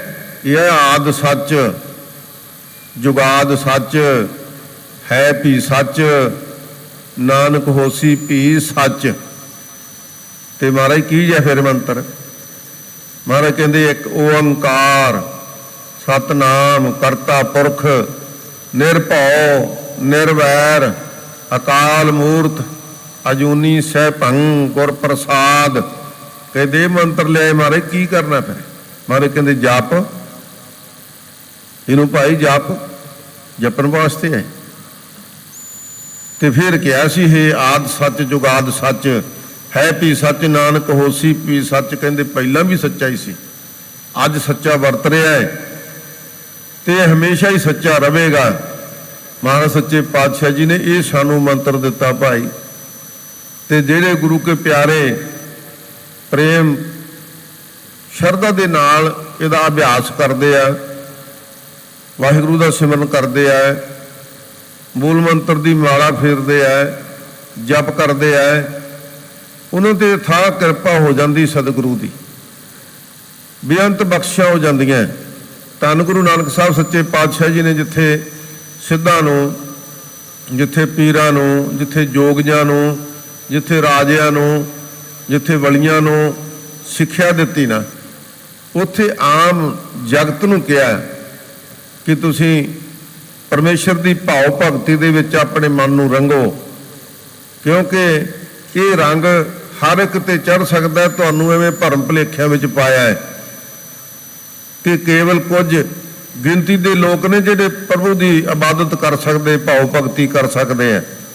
ਨਹੀਂ, ਅਸੀਂ ਇਹ ਡੰਕੇ ਦੀ ਚੋਟ ਤੇ ਤੁਹਾਨੂੰ ਦੱਸਦੇ ਹਾਂ ਕਿ ਪਰਮਾਤਮਾ ਦਾ ਨਾਮ ਕੋਈ ਵੀ ਜਪ ਸਕਦਾ। ਜਿਨੀ ਨਾਮ ਧਿਆਇਆ ਗਏ ਮਸਕਤ ਘਾਲ, ਨਾਨਕ ਤੇ ਮੁਖ ਉਜਲੇ ਕੀਤੀ ਛੁੱਟੀ ਨਾਲ। ਕਹਿੰਦੇ ਜਿਨ੍ਹਾਂ ਨੇ ਇਹ ਨਾਮ ਜਪ ਲਿਆ ਉਹਨਾਂ ਦਾ ਭਲਾ ਹੋਵੇਗਾ, ਉਹ ਸੰਸਾਰ ਵਿੱਚੋਂ ਉਜਲੇ ਮੁਖ ਲੈ ਕੇ ਸੰਸਾਰ ਵਿੱਚੋਂ ਜਾਣਗੇ। ਇਸ ਵਾਸਤੇ ਕੋਈ ਜਾਤੀ ਸੰਬੰਧ ਨਹੀਂ, ਕੋਈ ਇੱਥੇ ਬੈਂਕ ਬੈਲੈਂਸ ਨਹੀਂ ਚਾਹੀਦਾ, ਕੋਈ ਇੱਥੇ ਵਿਦਿਆ ਦਾ ਹਿਸਾਬ ਨਹੀਂ। ਮਹਾਰਾਜ ਸੱਚੇ ਪਾਤਸ਼ਾਹ ਜੀ ਨੇ ਜੋ ਪ੍ਰਾਣੀ ਗੋਬਿੰਦ ਧਿਆਵੈ, ਪੜ੍ਹਿਆ ਅਨਪੜ੍ਹਿਆ ਪਰਮਗਤ ਪਾਵੈ।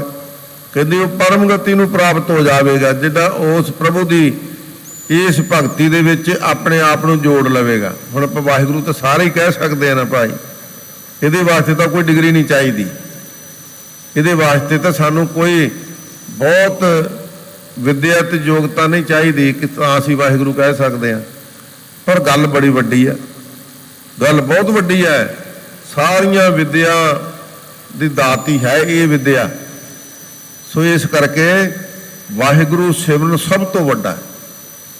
ਜੇ ਅਸੀਂ ਉਸ ਵਾਹਿਗੁਰੂ ਦਾ ਧਿਆਨ ਧਰਾਂਗੇ, ਉਹਦੇ ਨਾਲ ਜੁੜਾਂਗੇ, ਤੇ ਬਾਕੀ ਜਗਤ ਦੀ ਵਿਦਿਆ ਤਾਂ ਇਹਦੇ ਵਿੱਚੋਂ ਹੀ ਪੈਦਾ ਹੋਈ ਹੈ ਨਾ। ਇਸ ਕਰਕੇ ਸਤਿਗੁਰੂ ਪਾਤਸ਼ਾਹ ਜੀ ਨੇ ਸਾਨੂੰ ਇਹ ਵੀ ਇੱਕ ਰਾਹ ਦੇ ਦਿੱਤਾ। ਤੇ ਫਿਰ ਸਤਿਗੁਰੂ ਨੇ ਇਹ ਬੰਧਨ ਤੋੜੇ, ਜਿੱਥੇ ਕਿਹਾ ਗਿਆ ਕਿ ਔਰਤਾਂ ਪਲੀਤ ਨੇ, ਇਹ ਧਾਰਮਿਕ ਅਸਥਾਨਾਂ ਤੇ ਨਹੀਂ ਆ ਸਕਦੀਆਂ, ਧਰਮ ਦੀ ਇਬਾਦਤ ਨਹੀਂ ਕਰ ਸਕਦੀਆਂ। ਮਹਾਰਾਜ ਸੱਚੇ ਪਾਤਸ਼ਾਹ ਜੀ ਨੇ ਫਟਕਾਰ ਪਾਈ। ਮਹਾਰਾਜ ਨੇ ਕਿਹਾ, ਉਹ ਨਿਕੰਮਿਓ ਤੁਸੀਂ ਪੈਦਾ ਕਿੱਥੋਂ ਹੋਏ? ਜਿਹੜੀ ਔਰਤ ਨੇ, ਜਿਹੜੀ ਮਾਂ ਨੇ ਜਨਮ ਦਿੱਤਾ ਉਹਨੂੰ ਫਟਕਾਰ ਦਿਓ? ਨਹੀਂ, ਕਹਿੰਦੇ ਇਹ ਵੀ ਪਰਮਾਤਮਾ ਦੀ ਇਬਾਦਤ ਕਰ ਸਕਦੀਆਂ। ਨਹੀਂ ਤੇ ਕਿਸੇ ਸ਼ਿਵਦਿਆਲੇ ਵਿੱਚ, ਕਿਸੇ ਮੰਦਰ ਵਿੱਚ, ਕਿਸੇ ਮਸੀਤ ਵਿੱਚ ਔਰਤ ਨਹੀਂ ਸੀ ਜਾ ਸਕਦੀ। ਇਹ ਸਤਿਗੁਰੂ ਪਾਤਸ਼ਾਹ ਜੀ ਨੇ ਰਹਿਮਤ ਕੀਤੀ, ਕਿਰਪਾ ਕੀਤੀ ਕਿ ਇਹਨਾਂ ਦਾ ਤਾਂ ਫਿਰ ਮਨੁੱਖਾ ਜਨਮ ਹੀ ਜਾਈ ਚਲਿਆ ਜਾਵੇਗਾ। ਜੇ ਇਸ ਤਰ੍ਹਾਂ ਇਹਨਾਂ ਨਾਲ ਧੱਕਾ ਕਰਾਂਗੇ, ਇਹ ਛਲ ਕਰਾਂਗੇ, ਇਹ ਜ਼ੁਲਮ ਕਰਾਂਗੇ, ਤਾਂ ਫਿਰ ਇਹ ਪਾਪ ਦਾ ਭਾਗੀ ਕੌਣ ਬਣੇਗਾ? ਮਹਾਰਾਜ ਸੱਚੇ ਪਾਤਸ਼ਾਹ ਜੀ ਨੇ ਇਸ ਪਾਸੋਂ ਵੀ ਸਾਨੂੰ ਰੋਕਿਆ। ਸੋ ਇਸ ਵਾਸਤੇ ਆਦਲ ਅਦਲ ਕਰਾਏ ਦਾ ਮਹਾਰਾਜ ਸੱਚੇ ਪਾਤਸ਼ਾਹ ਜੀ ਨੂੰ ਭਾਈ ਗੁਰਦਾਸ ਜੀ ਕਹਿੰਦੇ ਨੇ ਕਿ ਉਹ ਜਿਹੜਾ ਆਪ ਜੱਜ ਹੈ ਨਾ, ਇਨਸਾਫ ਕਰਨ ਵਾਲਾ, ਤੇ ਅਦਲ ਹੈ ਇਨਸਾਫ, ਤੇ ਆਦਲ ਹੈ, ਕਰਨ ਵਾਲਾ, ਇਨਸਾਫ ਨੂੰ। ਮਹਾਰਾਜ ਸੱਚੇ ਪਾਤਸ਼ਾਹ ਨੂੰ ਕਿਹਾ ਕਿ ਉਹ ਆਪ ਇਨਸਾਫ ਕਰਨ ਵਾਲਾ ਹੈ। ਕਿਸੇ ਦਾ ਕੀਤੀ ਹੋਈ ਭਾਉ ਭਗਤੀ ਬੰਦਗੀ ਨੂੰ ਇੱਕ ਤਿਲ ਮਾਤਰ ਵੀ ਅਜਾਈ ਨਹੀਂ ਜਾਣ ਦਿੰਦਾ। ਉਹ ਐਸਾ ਆਦਲ ਕਰਦਾ ਹੈ। ਤੇ ਮਹਾਰਾਜ ਸੱਚੇ ਪਾਤਸ਼ਾਹ ਜੀ ਆਪ ਉਸ ਭਾਵ ਭਗਤੀ ਨੂੰ ਪ੍ਰਵਾਨ ਕਰਕੇ ਉਹਦੀ ਭਗਤੀ ਕੀਤੀ ਹੋਈ ਲੇਖੇ ਵਿੱਚ ਲਾ ਦਿੰਦੇ ਨੇ, ਉਹ ਕੋਈ ਵੀ ਕਰੇ। ਇਹ ਧੰਨ ਗੁਰੂ ਨਾਨਕ ਸਾਹਿਬ ਸੱਚੇ ਪਾਤਸ਼ਾਹ ਦੀਆਂ ਵਡਿਆਈਆਂ ਹੈ। ਸਾਧ ਸੰਗਤ ਜੀ, ਫਿਰ ਕੋਈ ਵੀ ਆ ਗਿਆ ਇੱਥੇ ਕੋਈ ਹਿੰਦੂ ਮਤ ਦੇ ਆ ਗਏ, ਉਹਨਾਂ ਨੂੰ ਵੀ ਮਹਾਰਾਜ ਸੱਚੇ ਪਾਤਸ਼ਾਹ ਜੀ ਨੇ ਕਿਹਾ ਤੁਸੀਂ ਆਪਣੇ ਧਰਮ ਦੀ ਪਰਪੱਕਤਾ ਰੱਖੋ। ਤੁਸੀਂ ਪੰਡਤ ਤਾਂ ਹੈ ਜੇ ਤੁਸੀਂ ਤ੍ਰਿਆ ਗੁਣਾਂ ਦੀ ਪੰਡ ਨੂੰ ਸਿਰ ਤੋਂ ਉਤਾਰ ਦੇਵੋ।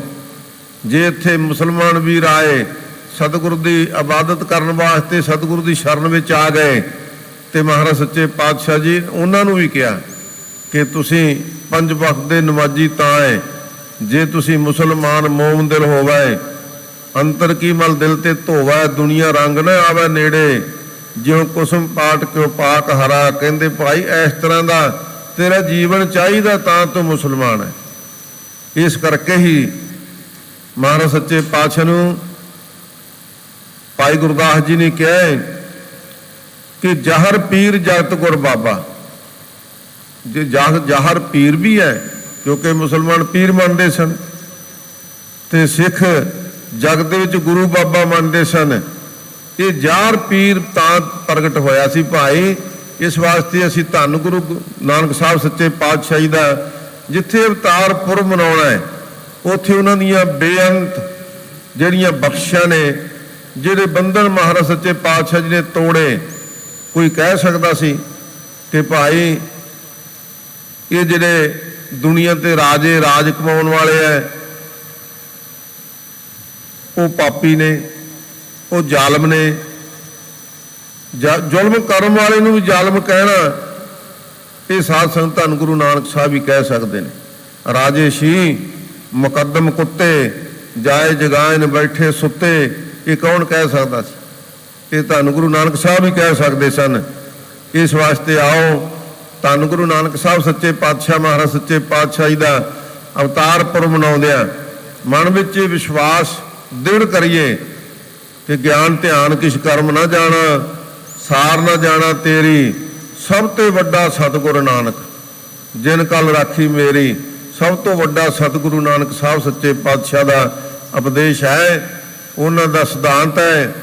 ਉਹ ਜੇ ਸਾਡੇ ਮਨ ਵਿੱਚ ਵਸ ਜਾਵੇ, ਨਾਮ ਜਪੋ, ਕਿਰਤ ਕਰੋ, ਵੰਡ ਛਕੋ। ਮਹਾਰਾਜ ਸੱਚੇ ਪਾਤਸ਼ਾਹ ਜੀ ਨੇ ਫਿਰ 10 ਰੂਪਾਂ ਦੇ ਵਿੱਚ ਇਸ ਸਿਧਾਂਤ ਨੂੰ ਵੰਡਿਆ ਮਹਾਰਾਜ ਨੇ। ਤੇ ਫਿਰ ਜਿਹੜੇ ਸਿੱਖ ਬਣ ਗਏ ਉਹਦੇ ਉੱਪਰ ਮਹਾਰਾਜ ਨੇ ਮੋਹਰ ਲਾਈ ਕਿ ਲੈ ਭਾਈ ਹੁਣ ਅਸੀਂ ਇੱਥੇ ਮੋਹਰ ਲਾਉਣੇ, ਜਿਵੇਂ ਸਕੂਲ 'ਚੋਂ ਸਰਟੀਫਿਕੇਟ ਮਿਲ ਜਾਂਦਾ ਨਾ।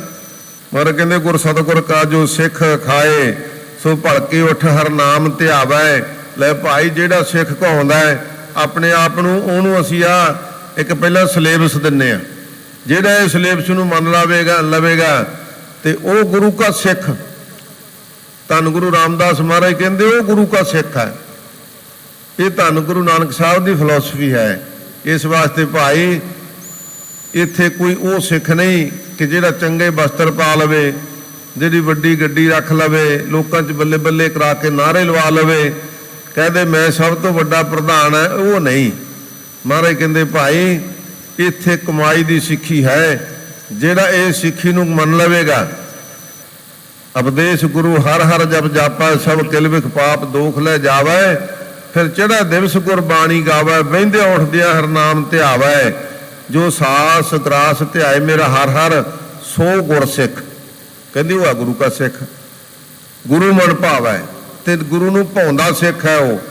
ਇਹ ਧੰਨ ਗੁਰੂ ਨਾਨਕ ਸਾਹਿਬ ਦੀਆਂ ਬਖਸ਼ਾਂ ਹਨ ਭਾਈ। ਸਤਿਗੁਰੂ ਰਹਿਮਤ ਕਰੇ। ਸੋ ਪਰਸੋਂ ਤੋਂ ਮਹਾਰਾਜ ਸੱਚੇ ਪਾਤਸ਼ਾਹ ਦੇ ਅਵਤਾਰ ਪੁਰਬ ਦੇ ਅਖੰਡ ਪਾਠ ਸਾਹਿਬ ਆਰੰਭ ਹੋ ਜਾਣੇ ਆ। ਸਾਰੀ ਦੁਨੀਆ ਦੇ ਵਿੱਚ ਆਪਾਂ ਇਹ ਕਈ ਦਿਨ ਇੱਕ ਹਫ਼ਤਾ ਪ੍ਰਚਾਰ ਚੱਲਣਾ ਸ਼ਰਧਾ ਪ੍ਰੇਮ ਦੇ ਨਾਲ।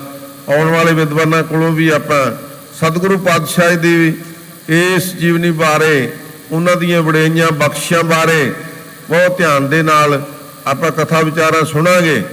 ਤੇ ਸਾਰਾ ਸਾਲ, ਜਿਵੇਂ ਸਾਧ ਸੰਗਤ ਜੀ ਕੁਝ ਸਮੇਂ ਵਾਸਤੇ ਬੈਟਰੀ ਲਾ ਕੇ ਚਾਰਜ ਤੇ ਲਾ ਦੇਈਦੀ ਹੈ ਨਾ, ਇਹ ਆਪਣੇ ਮਨ ਨੂੰ ਚਾਰਜ ਕਰਨ ਵਾਸਤੇ ਧੰਨ ਗੁਰੂ ਨਾਨਕ ਸਾਹਿਬ ਸੱਚੇ ਪਾਤਸ਼ਾਹ ਦੇ ਗੁਰਪੁਰਬ ਨੂੰ ਆਪਾਂ ਸਮਰਪਿਤ ਹੋਈਏ, ਤਾਂ ਕਿ ਆਪਣੇ ਮਨ ਦੀ ਬੈਟਰੀ ਚਾਰਜ ਹੋ ਜਾਵੇ ਤੇ ਸਾਰਾ ਸਾਲ ਅਸੀਂ ਆਨੰਦ ਲਈਏ। ਸਤਿਗੁਰੂ ਪਾਤਸ਼ਾਹ ਦੇ ਉਪਦੇਸ਼ ਤੋਂ ਅਸੀਂ ਸਿੱਖਿਆ ਲੈ ਕੇ ਨਾਮ ਵਿੱਚ, ਬਾਣੀ ਵਿੱਚ, ਸਿਮਰਨ ਵਿੱਚ, ਸੇਵਾ ਵਿੱਚ ਆਪਣੇ ਮਨ ਨੂੰ ਜੋੜੀਏ, ਤਾਂ ਹੀ ਸਤਿਗੁਰੂ ਪਾਤਸ਼ਾਹ ਦੀ ਰਹਿਮਤ ਹੋਵੇਗੀ। ਆਓ ਭਗਤ ਕਬੀਰ ਜੀ ਵੀ ਇਹਨਾਂ ਹੀ ਸ਼ਬਦਾਂ ਦੇ ਨਾਲ ਸੋ ਬਾਣੀ ਦੇ ਵਿੱਚ ਜੋੜਦੇ ਹਨ, ਜੋ ਸਤਿਗੁਰੂ ਪਾਤਸ਼ਾਹ ਜੀ ਰਹਿਮਤ ਕਰਕੇ ਗੌੜੀ ਰਾਗ ਦੇ ਵਿੱਚ ਭਗਤ ਕਬੀਰ ਜੀ ਦੀ ਬਾਣੀ ਚੱਲ ਰਹੀ ਹੈ। ਆਓ ਉਸ ਉਪਦੇਸ਼ ਨੂੰ ਆਪਾਂ ਸਰਵਣ ਕਰੀਏ ਜੀ। ਗੌੜੀ ਕਬੀਰ ਜੀ ਜਬ ਹਮ ਏਕੋ ਏਕ ਕਰ ਜਾਣਿਆ। ਸਾਧ ਸੰਗਤ ਜੀ, ਭਗਤ ਕਬੀਰ ਜੀ ਕਾਸ਼ੀ ਵਿੱਚ ਰਹਿੰਦੇ ਸਨ।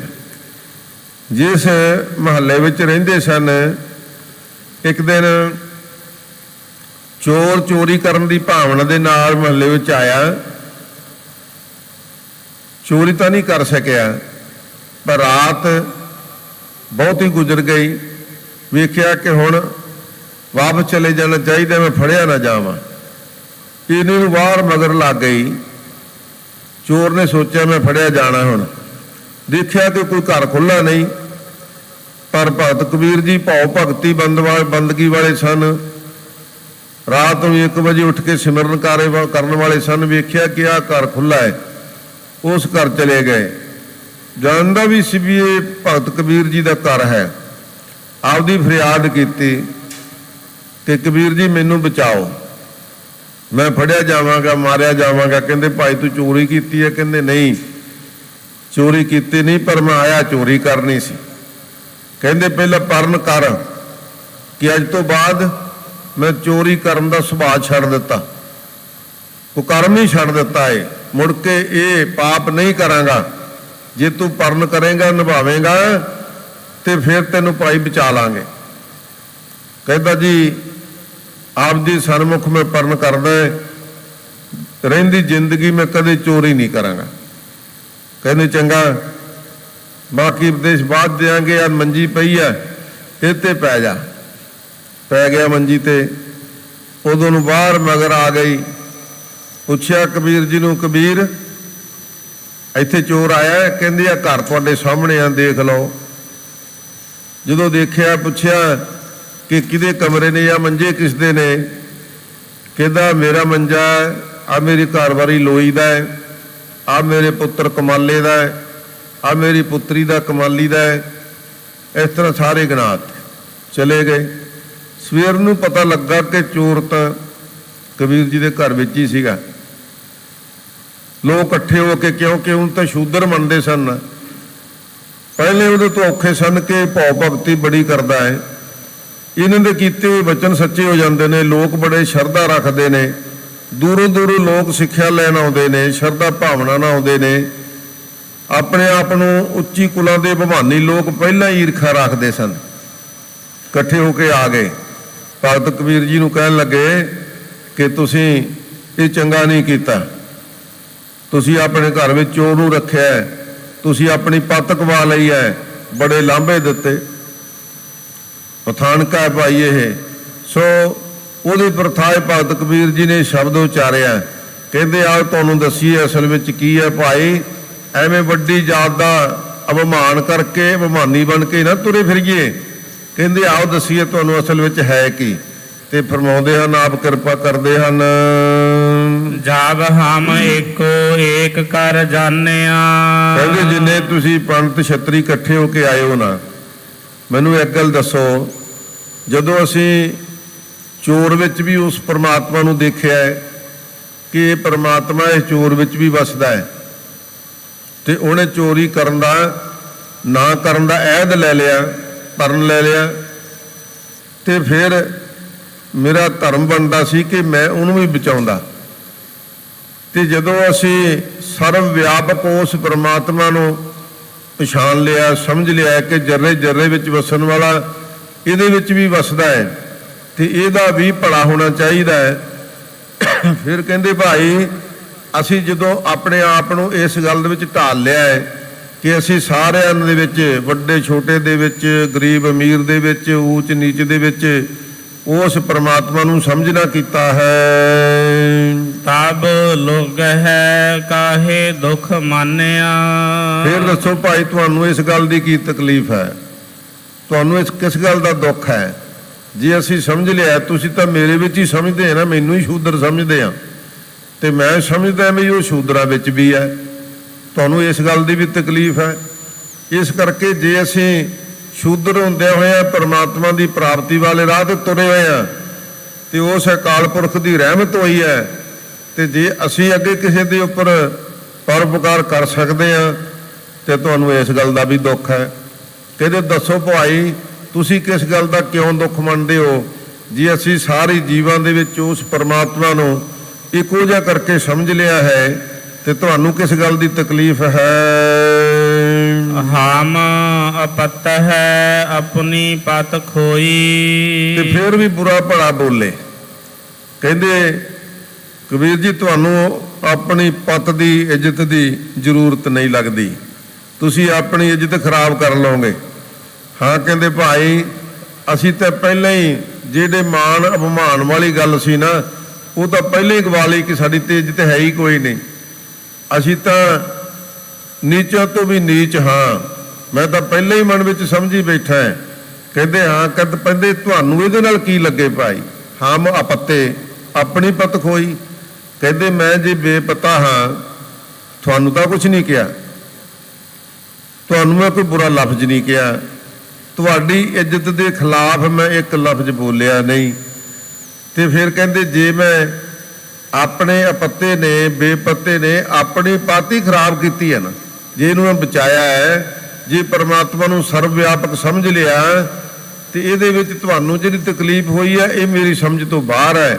ਤੇ ਜੇ ਇਹਦੇ ਵਿੱਚ ਕੋਈ ਨੁਕਸਾਨ ਹੋਵੇਗਾ, ਇੱਜ਼ਤ ਖਰਾਬ ਹੋਵੇਗੀ, ਤਾਂ ਮੇਰੀ ਹੋਵੇਗੀ, ਤੁਹਾਡਾ ਤਾਂ ਕੋਈ ਨੁਕਸਾਨ ਨਹੀਂ ਹੋਣ ਲੱਗਾ। ਇਸ ਕਰਕੇ ਤੁਸੀਂ ਕਿਸ ਗੱਲ ਦਾ ਫਿਕਰ ਕਰਦੇ ਹੋ? ਹਮਰੇ ਖੋਜ ਪਰਹੁ ਮਤ ਕੋਈ। ਕਹਿੰਦੇ ਭਾਈ, ਇੱਕ ਗੱਲ ਦਾ ਖਿਆਲ ਰੱਖਿਓ ਕਿ ਤੁਸੀਂ ਸਾਡੀ ਇਸ ਗੱਲ ਦੀ ਖੋਜ ਕਰਨ ਦੇ ਪਿੱਛੇ ਨਾ ਪਵੋ ਕਿ ਅਸੀਂ ਇਹਨੂੰ ਬਚਾਇਆ ਹੈ। ਕਹਿੰਦੇ ਆਪਣੀ ਮਤ ਰੱਖੋ ਆਪਣੇ ਪਾਸ। ਹਮਰੇ ਖੋਜ ਪਰਹੁ ਮਤ ਕੋਈ। ਕਹਿੰਦੇ ਭਾਈ, ਜਿਹਦੀ ਹਮਾਰੀ ਮਤ ਹੈ, ਮੇਰੀ ਮਤ ਹੈ ਨਾ, ਉਹ ਤਾਂ ਕਹਿੰਦੇ ਪਰਮਾਤਮਾ ਨੂੰ ਸਰਵਵਿਆਪੀ ਸਮਝਦੀ ਹੈ। ਜੇ ਤਾਂ ਤੁਸੀਂ ਇਸ ਮਤ ਦੇ ਧਾਰਨੀ ਬਣਨਾ ਹੈ, ਫਿਰ ਤੇ ਗੱਲ ਵੱਖਰੀ ਹੈ। ਤੇ ਜੇ ਈਰਖਾ ਦੇ ਵਿੱਚ ਹੀ ਛੜੇ ਰਹਿਣਾ ਹੈ, ਫਿਰ ਕਹਿੰਦੇ ਭਾਈ ਤੁਸੀਂ ਮੇਰੀ ਮਤ ਨੂੰ ਸਮਝ ਨਹੀਂ ਸਕਦੇ, ਤੁਸੀਂ ਇਹ ਸਰਵਵਿਆਪਕ ਅਕਾਲ ਪੁਰਖ ਨੂੰ ਵੀ ਨਹੀਂ ਸਮਝ ਸਕਦੇ।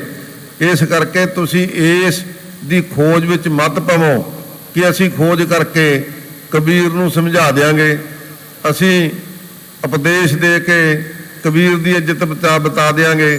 ਕਹਿੰਦੇ ਮੇਰੀ ਇੱਜ਼ਤ ਬਚਾਉਣ ਵਾਸਤੇ ਤੁਸੀਂ ਇਸ ਖੋਜ ਮਾਰਗ ਵਿੱਚ ਨਾ ਪਵੋ, ਤੁਸੀਂ ਆਪਣਾ ਖਿਆਲ ਰੱਖੋ।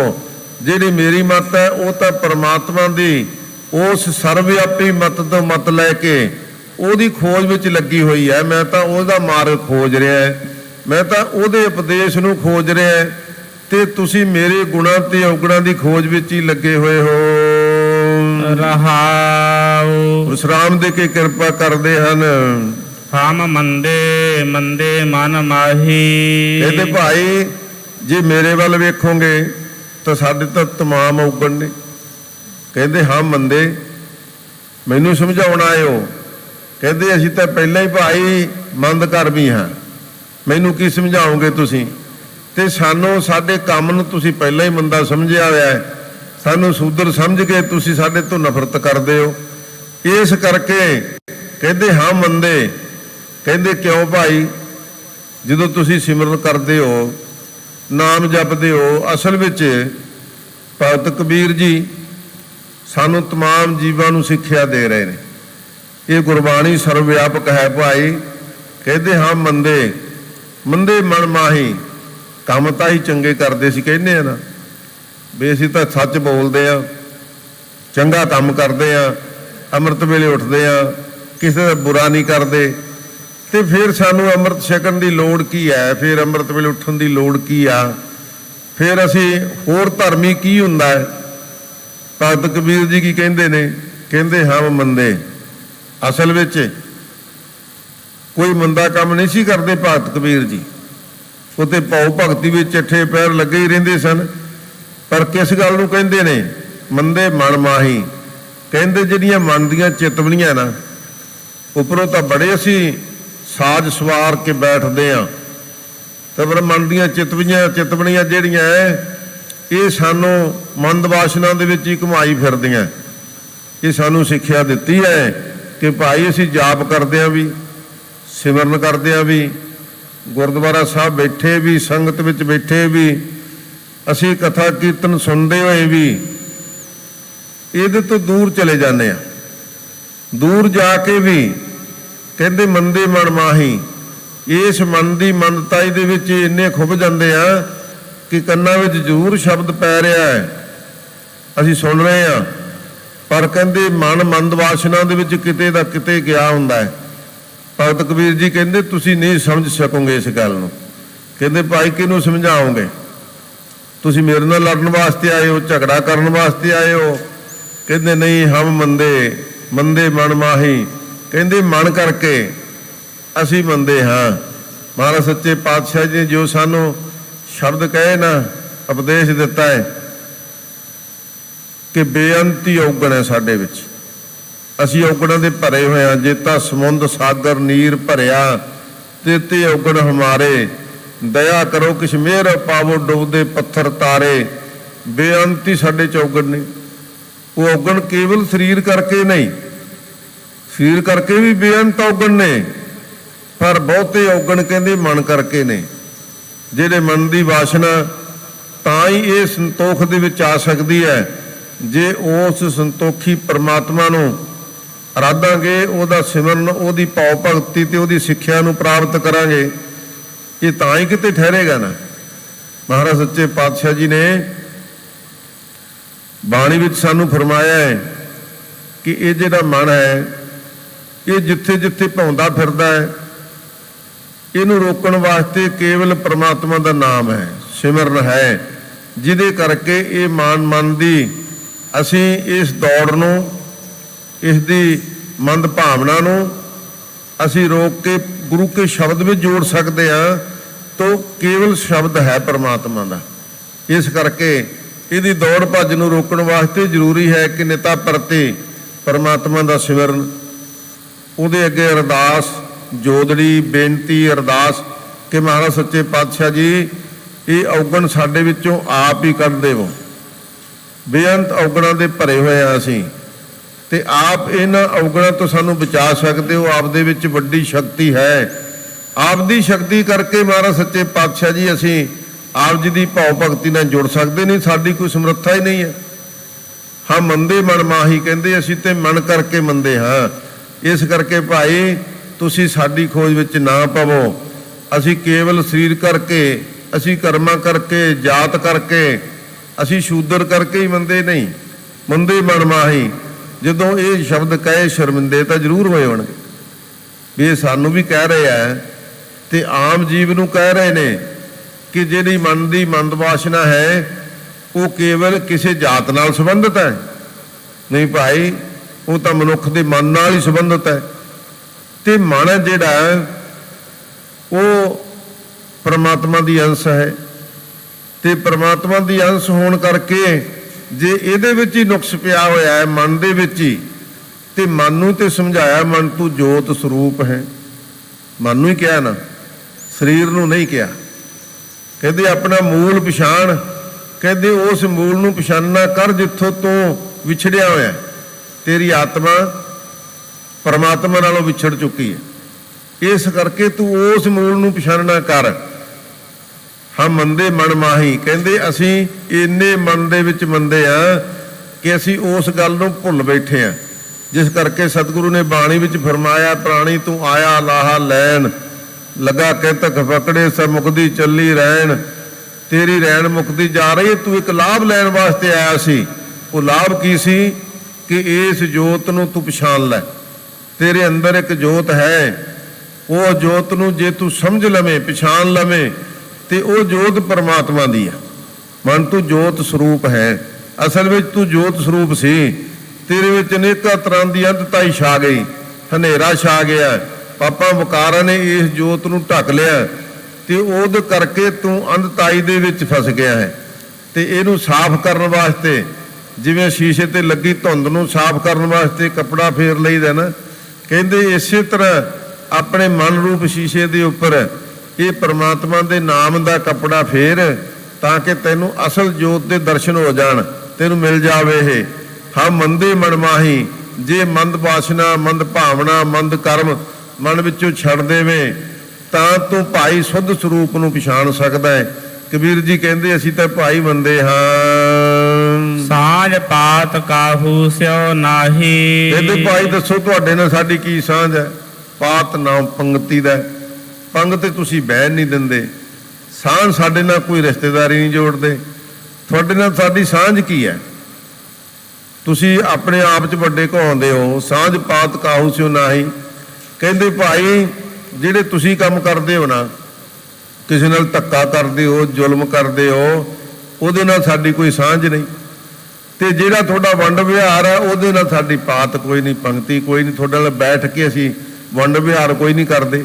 ਪਾਪ ਦੀ ਕਮਾਈ ਕਰਦੇ ਨਹੀਂ, ਠੱਗੀ ਕਿਸੇ ਨਾਲ ਮਾਰਦੇ ਨਹੀਂ। ਤੁਹਾਡਾ ਤਾਂ ਦਿਨ ਰਾਤ ਦਾ ਹੀ ਕੰਮ ਇਹ ਹੈ। ਇਸ ਕਰਕੇ ਤੁਹਾਡੇ ਨਾਲ ਸਾਡੀ ਸਾਂਝ ਕੀ ਹੈ? ਕਾਹਦੇ ਲਈ ਮੈਨੂੰ ਉਪਦੇਸ਼ ਦੇਣ ਆਏ ਆ? ਸਾਂਝ ਪਾਤ ਕਾਹੂ ਸਿਓ ਨਾਹੀ। ਕਹਿੰਦੇ ਭਾਈ ਜਿਹੜੇ ਇਹ ਕਰਮ ਕਰਨ ਵਾਲੇ ਲੋਕ ਨੇ, ਆਤਮਾਵਾਂ ਨੇ, ਕਹਿੰਦੇ ਉਹਨਾਂ ਨਾਲ ਸਾਡੀ ਕੋਈ ਸਾਂਝ ਨਹੀਂ। ਸਾਡੀ ਸਾਂਝ ਤਾਂ ਉਹ ਹੈ ਜਿਹੜੇ ਸਮਝ ਲਵੇ ਕਿ ਮਨ ਕਰਕੇ ਮੰਦੇ ਕਰਮ ਨਹੀਂ ਕਰਨੇ, ਉਸ ਪਰਮਾਤਮਾ ਦੀ ਇਬਾਦਤ ਕਰਨੀ ਹੈ। ਸਾਡੀ ਸਾਂਝ ਉਹਦੇ ਨਾਲ ਹੈ। ਜਿਹੜੇ ਭਾਈ ਮੰਦ ਕਰਮੀ ਬਣ ਕੇ ਤੁਰੇ ਫਿਰਦੇ ਨੇ, ਸਾਂਝ ਪਾਤ ਕਾਹੂ ਸਿਓ ਨਾਹੀ, ਕਹਿੰਦੇ ਉਹਨਾਂ ਨਾਲ ਸਾਡੀ ਕੋਈ ਸਾਂਝ ਨਹੀਂ ਹੈ। ਉਹਨਾਂ ਨਾਲ ਕਿਸੇ ਪ੍ਰਕਾਰ ਦੀ ਅਸੀਂ ਪੰਕਤੀ ਸਾਂਝੀ ਨਹੀਂ ਕਰਨੀ। ਪਾਤ ਅਪਾਤ ਤਾਕੀ ਨਹੀਂ ਲਾਜ। ਇੱਕ ਗੱਲ ਨੂੰ ਸਮਝ ਕੇ ਰੱਖਿਓ, ਜਿਹੜੀ ਇੱਜ਼ਤ ਹੈ ਨਾ ਪਤ, ਤੇ ਜਿਹੜੀ ਬੇਇੱਜ਼ਤੀ ਹੈ, ਜਿਹੜਾ ਅਪਮਾਨ ਹੈ, ਕਹਿੰਦੇ ਕਿ ਉਹਦੀ ਲਾਜ ਕਿਹਨੂੰ ਹੈ? ਕਹਿੰਦੇ ਜੇ ਕਿਸੇ ਨੂੰ ਹੈ ਤਾਂ ਇਸ ਗੱਲ ਨੂੰ ਸਮਝਣਾ ਕਰੋ।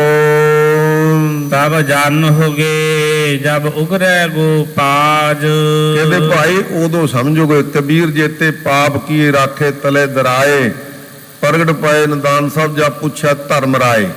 ਕਹਿੰਦੇ ਉਦੋਂ ਜਦੋਂ ਪ੍ਰਗਟ ਹੋ ਗਏ ਨਾ, ਉਦੋਂ ਪਤਾ ਲੱਗੂਗਾ। ਤੇ ਮੈਨੂੰ ਸਮਝਾਉਣਾ ਹੈ ਨਾ ਵੀ ਤੁਹਾਡੀ ਪੱਤ ਖਰਾਬ ਹੋ ਜਾਊ, ਤੁਹਾਡੀ ਇੱਜ਼ਤ ਖਰਾਬ ਹੋ ਜਾਊ, ਤੁਸੀਂ ਆਪਦੀ ਇੱਜ਼ਤ ਹੀ ਖਰਾਬ ਕਰ ਲਈ। ਕਹਿੰਦੇ ਭਾਈ ਹੁਣ ਤੁਸੀਂ ਯਾਦ ਰੱਖਿਓ, ਜਦੋਂ ਇਹ ਪਾਜ ਉਗੜੇ ਨਾ ਦਰਗਾਹ 'ਚ ਜਾ ਕੇ, ਉਦੋਂ ਤੁਹਾਨੂੰ ਪਤਾ ਲੱਗਣਾ ਮੈਂ ਕਿਹਦੀ ਪੱਤ ਹੈ, ਕਿਹਦੀ ਇੱਜ਼ਤ ਹੈ, ਕਿਹਦੀ ਇੱਥੇ ਜੈ ਜੈਕਾਰ ਹੈ ਤੇ ਕਿਹਨੂੰ ਤਰਕਾਰ ਮਿਲਦੀ ਹੈ। ਕਹੋ ਕਬੀਰ ਪਤ ਹਰ ਪਰਵਾਨ। ਕਹਿੰਦੇ ਭਗਤ ਕਬੀਰ ਜੀ ਕਹਿੰਦੇ ਭਾਈ ਪੱਤ ਤੇ ਇੱਜ਼ਤ ਉਹਦੀ ਦੁਨੀਆ ਦੇ ਵਿੱਚ ਵੱਡੀ ਮੰਨੀ ਗਈ ਹੈ ਜਿਹਦੇ ਹਰੀ ਪਰਮਾਤਮਾ ਦੇ ਦੁਆਰੇ ਤੇ ਪ੍ਰਵਾਨ ਹੋ ਜਾਵੇ। ਜਿਹੜੀ ਭਾਈ ਪੱਤ ਉੱਥੇ ਜਾ ਕੇ ਪ੍ਰਵਾਨ ਚੜ ਜਾਵੇ। ਸਰਬ ਤਿਆਗ ਭਜ ਕੇਵਲ ਰਾਮ। ਉਹ ਕਿਵੇਂ ਚੜੇਗੀ? ਕਹਿੰਦੇ ਭਾਈ ਸਾਰੇ ਖਿਆਲ ਛੱਡ ਕੇ, ਸਾਰੇ ਜੋ ਮੰਦ ਕਰਮ ਛੱਡ ਕੇ ਕੇਵਲ ਪ੍ਰਮਾਤਮਾ ਦੇ ਨਾਮ ਨੂੰ ਭਜਨਾ ਕਰ, ਤਾਂ ਤੇਰੀ ਇੱਜ਼ਤ ਪੱਤ ਜਿਹੜੀ ਮਹਾਰਾਜ ਸੱਚੇ ਪਾਤਸ਼ਾਹ ਅਕਾਲ ਪੁਰਖ ਵਾਹਿਗੁਰੂ ਰੱਖ ਲਏਗਾ ਤੇ ਉਹ ਪਰਲੋਕ ਦੇ ਵਿੱਚ ਪ੍ਰਵਾਨ ਹੋ ਜਾਵੇਗੀ। ਸਤਿਗੁਰੂ ਪਾਤਸ਼ਾਹ ਜੀ ਨੇ ਇਹ ਰਹਿਮਤਾਂ ਕੀਤੀਆਂ ਹਨ। ਅਖੀਰ ਵਿੱਚ ਫੇਰ ਦਾਸ ਬੇਨਤੀ ਕਰੇਗਾ ਕਿ ਧੰਨ ਗੁਰੂ ਨਾਨਕ ਸਾਹਿਬ ਸੱਚੇ ਪਾਤਸ਼ਾਹ ਜੀ ਦੇ ਅਵਤਾਰ ਪੁਰਬ ਦੀਆਂ ਜਿੱਥੇ ਸਾਰੀਆਂ ਸੰਗਤਾਂ ਨੂੰ ਲੱਖ ਲੱਖ ਵਧਾਈਆਂ। ਉੱਥੇ ਭਾਈ ਕਿਉਂਕਿ ਸਾਡੇ ਪਿੰਡਾਂ 'ਚ, ਘਰਾਂ 'ਚ, ਸ਼ਹਿਰਾਂ 'ਚ, ਗੁਰਦੁਆਰੇ ਸਾਹਿਬਾਨਾਂ 'ਚ ਥਾਂ ਥਾਂ ਤੇ ਸਾਧ ਸੰਗਤ ਜੀ ਗੁਰਪੁਰਬ ਮਨਾਏ ਜਾਣੇ ਆ। ਪਰ ਆਪਾਂ ਕੁਝ ਨਾ ਕੁਝ ਪ੍ਰਾਪਤੀ ਜ਼ਰੂਰ ਕਰਨੀ ਹੈ। ਕੋਈ ਚੁਣਵੇਂ ਸ਼ਬਦ ਲੈ ਲਓ ਕਿ ਆਹ ਸ਼ਬਦ ਅਸੀਂ ਧੰਨ ਗੁਰੂ ਨਾਨਕ ਸਾਹਿਬ ਜੀ ਦੇ ਯਾਦ ਕਰਨੇ ਆ। ਸੋ ਮਹਾਰਾਜ ਸੱਚੇ ਪਾਤਸ਼ਾਹ ਦੀ ਫਿਰ ਸਾਡੇ ਤੇ ਬਹੁਤ ਹੀ ਕਿਰਪਾ ਹੋਵੇਗੀ। ਭੁੱਲਾਂ ਚੁੱਕਾਂ ਦੀ ਖਿਮਾ ਬਖਸ਼ਿਸ਼ ਕਰਨੀ। ਜਿਨ੍ਹਾਂ ਨੇ ਅੰਮ੍ਰਿਤ ਨਹੀਂ ਛਕਿਆ ਅੰਮ੍ਰਿਤ ਛਕੋ, ਗੁਰੂ ਵਾਲੇ ਬਣੋ, ਸਤਿਗੁਰੂ ਪਾਤਸ਼ਾਹ ਦੀ ਸਿੱਖਿਆ ਨੂੰ ਗ੍ਰਹਿਣ ਕਰੀਏ। ਭੁੱਲਾਂ ਚੁੱਕਾਂ ਦੀ ਖਿਮਾ ਬਖਸ਼ਿਸ਼ ਕਰੋ ਜੀ। ਕਹੋ ਕਬੀਰ ਪਤ ਹਰ ਪਰਵਾਨ। ਸਰਬ ਤਿਆਗ ਭਜ ਕੇਵਲ ਰਾਮ। ਵਾਹਿਗੁਰੂ ਜੀ ਕਾ ਖਾਲਸਾ, ਵਾਹਿਗੁਰੂ ਜੀ ਕੀ ਫਤਿਹ।